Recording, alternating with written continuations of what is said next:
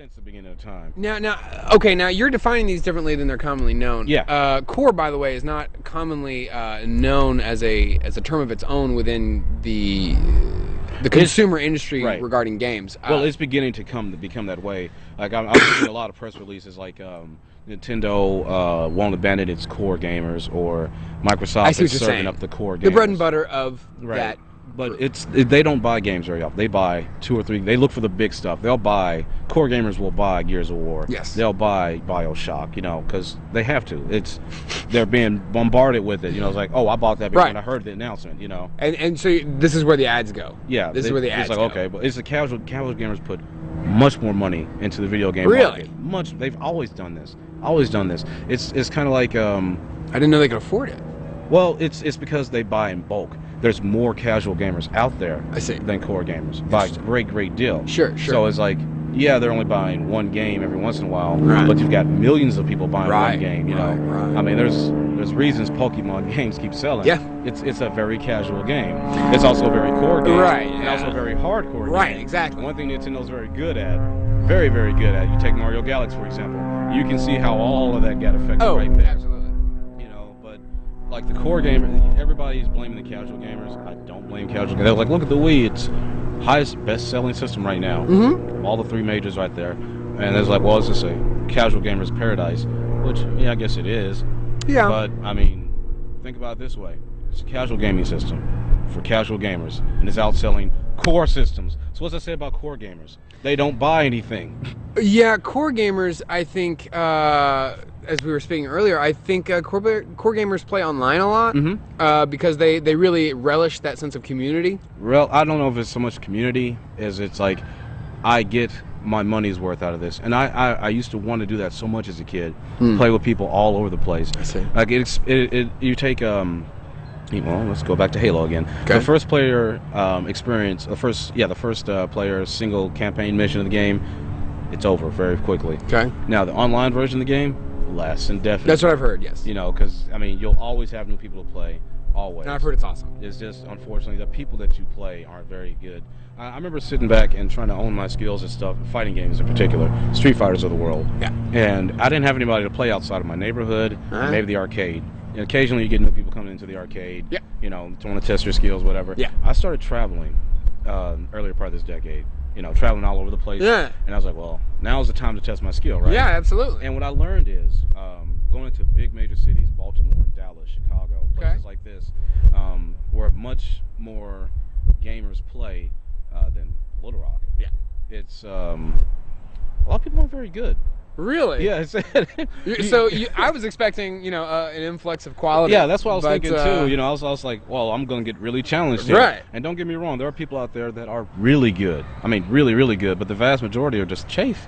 It's amazing, and it's not just that. Like I started traveling a whole lot when I was into the DDR scene. Yeah, right. That was a big phenomenon. Yeah, not just the DDR, but the traveling. Right, that was a huge part of it. I mean, I've been all across the eastern seaboard, the western seaboard. This is a Dance Revolution. This is a literal dance. Game. You play with your feet. Right. It's a literal dance game. Right. I mean, I would go there, and almost constantly, one guy from our group would finish in the top 2, top 3. Almost always. Right. And it's like, wow, really? I would expect us to get blown out the water. Yeah. Now you go to like SoCal though, that's a different beast altogether. Really? Yes. California, they don't play around. They don't mess around. Nice. Interesting. They really don't mess around over there. But for the most part, and this extends to online. Most people aren't nearly as good as games as they think there are. And this is where the core aspect comes in. Because you don't have to be very good. Casual games, you don't have to be good either. No. There's not much gameplay to be there. And honestly, if I think about it, casual games probably give you more gameplay because it's so simplistic that you already know what you're going to do.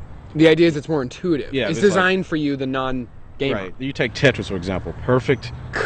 Gold genius. And it's so simple. I love it. Yeah, put the pieces down until they form a line. Love it. You boil away all the impurities and all the niceties. That's all it is. That's it.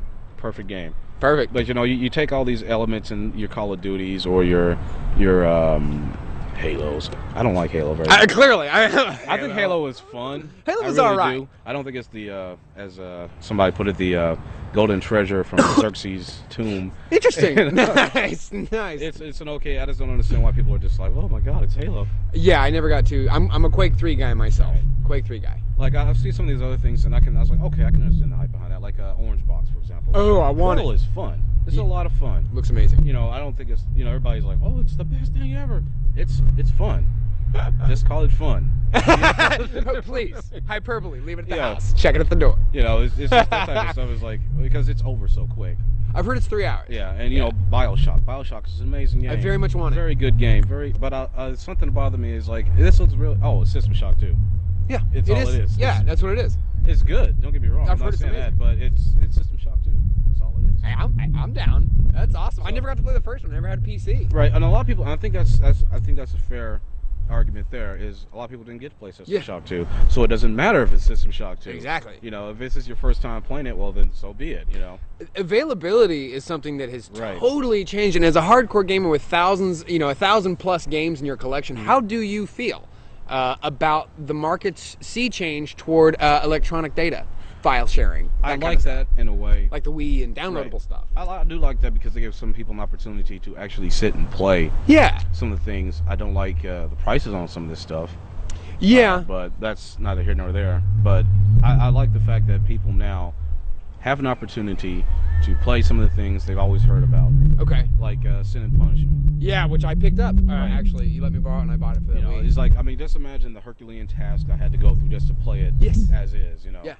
System, converter, import, you know, the Japanese font and everything else. Is like, okay, now I can play it. Right. Whereas now it's just like, oh, there it is, and boom, Yeah. I'm good to go. So as a collector, you're, and I think this is where I fall on this question. I am more grateful for the fact that we've gotten so far, and file sharing has become so streamlined that people who just didn't have a chance to play these games can now play them for really reduced rates. Yeah. Because you have the real version of that game. I paid $11 for Right. mine. You paid, I know, more than Yeah, I paid $11 for a that lot game. more than $11. Now, admittedly, you have the real deal, and there's no faking that. Right. But I know some gamers get very upset because their awesome collection of mint complete everything is now, theoretically anyway, shot to hell Let's value put it this way: anybody who's going to pay money for that is going to pay money for it. You Yes. know, it's like You're a collector. Yeah, You're a different animal. Yeah, it's if you're going to go and to the Wii Virtual Console and it's like, oh, what's this? Oh, this is Sin and Punishment. Well, I was about to spend $90 on it. I guess I'll buy it here. No, that doesn't work that No. way. You'll still No. want that copy. You know? Absolutely. It's just like I'm hoping one day we'll get Terranigma on the Yeah. on the Virtual Console. We're excited about I it. have a copy of that. Yeah. I'm not worried about my copy depreciating in value. No. You know, it's just not going to happen. Mine actually go up. Yeah. Like Yeah. Alien Soldier, I have a copy of that as well. Nice. You know, so I'm Nice. not worried about it going down. It's not like my NES became priceless overnight. You know, it's, Right. it's not worth anything just because you can get the games online. It's, Right. It's not going to happen. Right. Not I feel worried the about same it. way. I really am glad that a lot of youngins can check out some stuff that really, like if you look at some of the remakes, that's another thing that's I think very important to note is that a lot of young people are playing remakes of games that came out forever ago, and if not by name, by design. Right. You'll have a lot of these games that like essentially first-person shooters are Doom. So it's really cool that Doom is now available on a disc with Doom 3 on the Right. Xbox, and you can do all that stuff very easily. And I think a lot of people skip it because it's not as pretty and it's Right. not as advanced. But it's really important, I think, for people to realize what happened.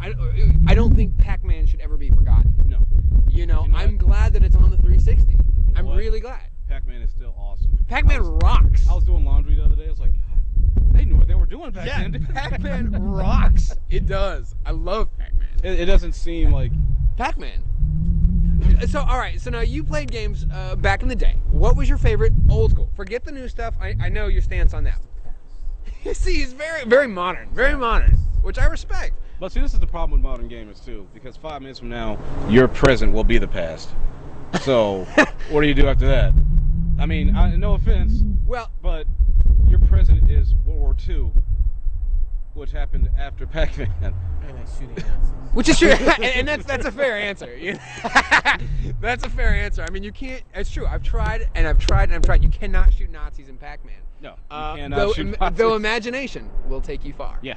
Yeah.